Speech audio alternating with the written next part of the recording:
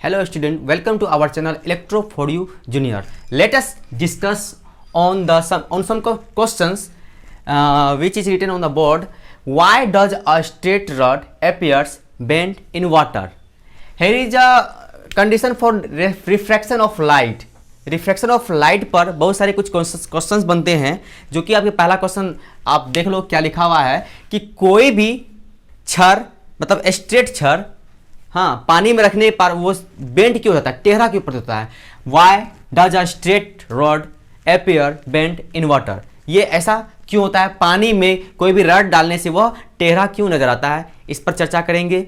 Next question आपका है why does a coin appear to be raised in water. मतलब पानी में कोई सिक्का रखने पर, पानी में किसी सिक्का को रखा जाए फिर उसको ऑब्लिकली देखा जाए तो वो सिक्का उभरा हुआ नजर आता है. ये सब क्यों होता है, ये सारे ही घटनाएं आपको रिफ्रैक्शन ऑफ लाइट पे ही होती है. तो चलिए इसको डिस्कस करते हैं, इस पे डिटेल से जानते हैं आखिर ऐसा होता क्यों है. तो चलिए इस पर बात करते हैं.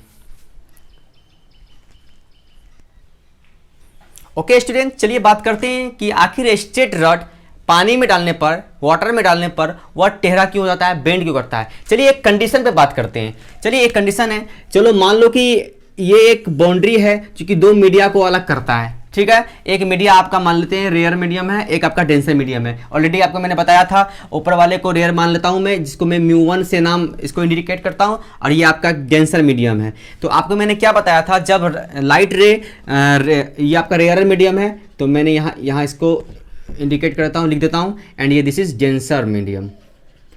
ओके, डेंसर मीडियम है. आपको मैंने बताया था कि जब रेयर मीडियम से डेंसर मीडियम लाइट रे इंटर करती है तो फिर वो क्या होता है, वो अपने जो उसके जो नॉर्मल होता है वो नॉर्मल की ओर बेंड कर जाता है. फिर वो डेंसर मीडियम से रेयर मीडियम जब लाइट रे इंटर करेगा तो वो क्या होगा, नॉर्मल से वो अलग हट जाएगा. मान लेते हैं कि आपका ये यहाँ इस डेंसर मीडियम में एक ऑब्जेक्ट है, ऑलरेडी मैंने बताया था ऑब्जेक्ट है. तो ये इसे अगर आप ऑब्लिकली अगर देखोगे कहीं से, चलो इधर से ही देख लो, अगर ऑब्लिकली आप इधर से देखोगे तो ये जो आपका ये पॉइंट है, ये पॉइंट कहाँ नजर आएगा. तो कैसे बताया था मैंने आपको, एक रे डायग्राम खींच के बताया था कि ये ऊपर की ओर उठा नजर आता है, और ये फिश के केस में भी मैंने बताया था. तो ये देखो, चलो मैं यहाँ से दो रे को ले लेता हूँ इस तरह से. चलिए लिया, तो अब मैंने क्या बताया था, यहाँ एक आपका क्या है, यहाँ एक नॉर्मल ड्रॉ करेंगे. ओके, जब नॉर्मल ड्रॉ करेंगे तो आप देखो ध्यान से, ये डेंसर मीडियम है, डेंसर से रेयर मीडियम ये लाइट रे जा रहा है ना. तो इसका जाने का रास्ता तो ये होना चाहिए था, लेकिन होगा क्या, ये इस तरह से बेंड कर जाएगा. किया, तो बेंड करने के बाद क्या हो गया, फिर इसको हम पीछे की ओर इसको क्या करते हैं, बढ़ाते हैं डॉटेड लाइन से. जहां ये इंटरसेक्ट करता है ये आपका इमेज बनेगा ऑटोमेटिकली, ये आपका ऑब्जेक्ट है, ये आपका इमेज हुआ. यही कंडीशन, सेम कंडीशन इस वाटर में भी होता है. देखो क्या हुआ, बेंड कर गया ना.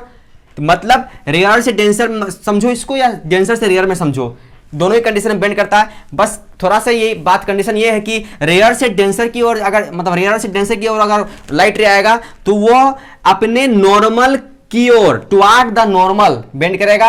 अगर डेंसर से रेयर की ओर जाएगा तो away from the normal bend करेगा. समझ में आ रहा है. बस आपको इतना ही बात याद रखना है कि कोई लाइट रे अगर रेयर से डेंसर की ओर अगर मूव कर रहा, ट्रेवल कर रहा है, रेयर से डेंसर, या देखो रेयर से डेंसर की ओर अगर वो ट्रेवल कर रहा है तो वो जो लाइट होगा टुवर्ड्स द नॉर्मल बेंड करेगा, एंड जब डेंसर से रेयर की ओर जब मूव करेगा तो वो रे जो है away from the normal bend करेगा. यही कारण है, this is the main reason, यही कॉज है कि किसी वाटर में रखे छड़ क्या होता है, कोई रड, स्ट्रेट रड, वो बेंट नजर आता है. फिर यहाँ भी वही कंडीशन देख लो, मान लो यहाँ अगर सपोज करो कि ऊपर से नीचे की ओर अगर लाइट यहाँ अगर हम नॉर्मल यहाँ पर अगर इमेजिनरी एक नॉर्मल ड्रॉ करें, तब देखो क्या पाते हैं हम कि आप इमेजिनरी नॉर्मल ड्रॉ करोगे. अब देखो ये लाइट रे, सपोज जैसे लाइट रे ऐसे आ रही है तो इसको जाना चाहिए था सीधे, लेकिन नॉर्मल की ओर बेंड करेगा क्योंकि ये आपका डेंसर मीडियम है, बाहर में रेयर मीडियम है, यानी वाटर डेंसर मीडियम, अब जो बाहर में आपका एयर है वो रेयर मीडियम है. तो ऑटोमेटिकली देखो, समझो यहाँ ध्यान से बात समझने वाली बात है, वो रे ऐसे आया, जाने का रास्ता ये होना चाहिए था, लेकिन आपका नॉर्मल ये था तो नॉर्मल की ओर बेंड कर गया ना. सो इसलिए स्ट्रेट रड जो है वाटर में क्या होता है, वो टेढ़ा हमें प्रतीत होता है. आया समझ में. यही घटना, सेम फेनोमेना आपके सिक्के के केस में भी होता है. चलिए उस पर भी थोड़ा सा बात कर लेते हैं. In case of coin same phenomena, जिस प्रकार से रॉड के साथ जो फेनोमेना होता है, कॉइन के केस में भी ऐसा ही फेनोमेना होता है. आप ध्यान से देखो, जैसे मान लो ये कॉइन आपके देखो बॉटम पे कॉइन रखा हुआ है एक, ये आपका क्या है, ये आपका कॉइन है बॉटम पे। ओके, यह कॉइन अगर इसको ऑब्लिकली अगर इसको वॉच किया जाए, नोटिस किया जाए, तो यह कॉइन जो थोड़ा रेज ऊपर की ओर क्या होता है, ये दिखता है। तो इसका भी यही कारण है। ये भी देखो हम लोग क्या करते हैं, रेयर मीडियम से कॉइन को देखते हैं। कॉइन तो आपका डेंसर मीडियम में होता है। जब रेयर मीडियम से डेंसर मीडियम में लाइट रे जाता है तो क्या होता है, अपने नॉर्मल की ओर क्या करता है, वो बेंड कर जाता है। तो नॉर्मल की ओर बेंड करना, जैसे जैसे ही नॉर्मल को बेंड करता है, ये क्या होता है, ये ऑटोमेटिकली नॉर्मल की ओर जब बेंड करेगा तो ये कॉइन थोड़ा ऊपर की ओर उठा हुआ नजर आता है। समझ में आ रहा है? तो ये ऑल जितने भी फिनोमेना होते हैं ये सब रिफ्रैक्शन ऑफ लाइट पर आधारित है। वो सारे रिफ्रैक्शन ऑफ लाइट के कारण ही ये सारे फिनोमेना होता है। चलिए, ये तो आपका सिक्का का बात हो गया। बहुत सारे आपने सुना होगा मैरिज,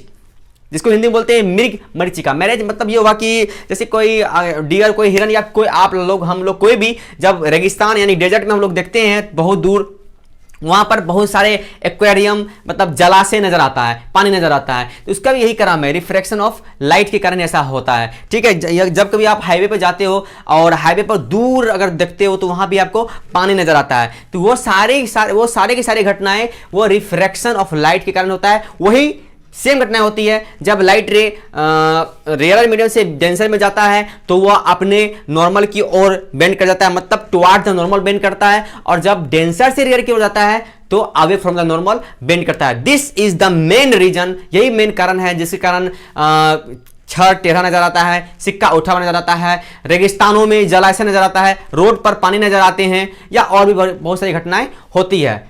समझ में आ रहा है? तो आई होप कि आपको रिफ्लेक्शन ऑफ लाइट के बारे में अच्छी तरह समझ में आ गया होगा, इसके एप्लीकेशंस भी समझ में आ गए होंगे। नेक्स्ट क्लास में आप लोग को अलग टॉपिक बताए जाएंगे, जैसे ह्यूमन आई के बारे में आपको बताया जाएगा।